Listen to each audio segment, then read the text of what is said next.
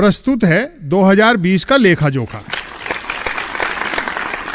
साल 2020 कोरोना के नाम रहा।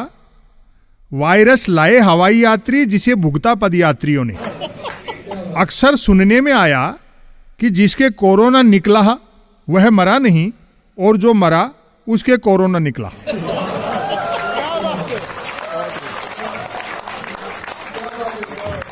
जो हो, अवसरवादियों ने आपदा को अवसर में भरपूर बदला।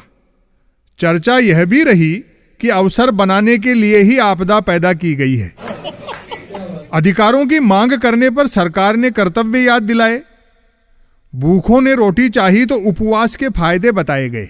वैसे तो कोई बोला नहीं, जो बोला उसे चुप करा दिया गया। अच्छे दिन वाले सदमे से उबरे भी नहीं थे कि मोदी जी ने आत्मनिर्भर दे मारा।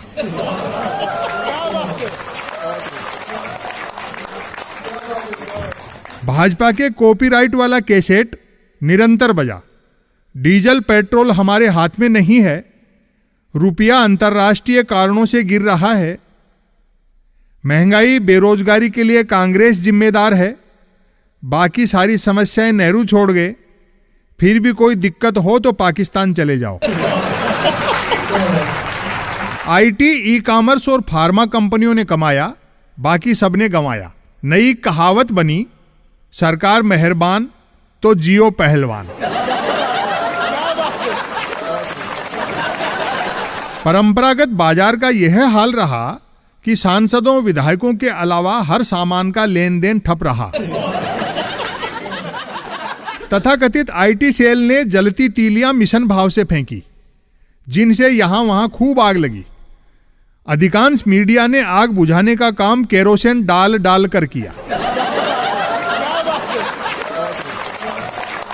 भाषण एकता पर दिए गए और करतूतें बांटने वाली की गईं। जिन्हें न्याय देना था वे खुद मांगते नजर आए। स्वच्छ भारत अभियान बेहद सफल रहा। गंदगी कम और जेबें ज्यादा साफ हुई। लोकतंत्र मुरझाता गया, कमल खिलता गया। छोटे बड़े चुनाव लगातार हुए। जीता कोई भी, सरकार भाजपा की ही बनी। जहां चुनाव से नहीं बनी वहां उपचुनाव से बनी। जब जब लोगों ने काम की बात सुननी चाही, तब तब मन की बात की गई, जिसे सुनकर भोले लोगों को गुस्सा आया और भले लोग हंसने लगे। प्रधानमंत्री ने साल भर उन विषयों के बारे में विस्तार से समझाया जिन्हें वे खुद नहीं समझते।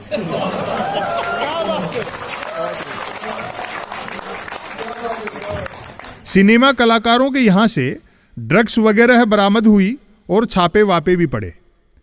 शायद यह कड़ा संदेश देने के लिए कि राजा के रहते तुम कौन होते हो अभिनय करने वाले। कवि सम्मेलन मुशायरा भले ही जूम पर हुए पर झूम कर हुए। कवियों शायरों ने आपस ही में कही सुनी। हर एक को एक सुनाने के चक्कर में 50 सुननी पड़ी। दाद उसी कवि शायर को मिली जिसने दूसरों को दी। आम आदमी तय ही नहीं कर पाया कि चीन की दुश्मनी और अमेरिका की दोस्ती में से कम घातक क्या है। कृषि कानून हो या अन्य फैसले, साफ दिखा कि तमाम फैसले प्रधान सेवक ने 2 पूंजीपतियों के दबाव में अकेले लिए हैं। विरोध हुआ तो बचाव में मंत्री और प्रवक्ता कूदे। यह अलग बात है कि बेचारे बचाव कम कर पाए और कूदे ज्यादा। विद्यार्थियों की जैसी पढ़ाई हुई और जैसी डिग्रियां उन्हें मिली, खुशी की बात है कि भविष्य में देश को न सिर्फ अच्छे मंत्री मिलेंगे बल्कि बहुत अच्छे प्रधानमंत्री भी मिलेंगे।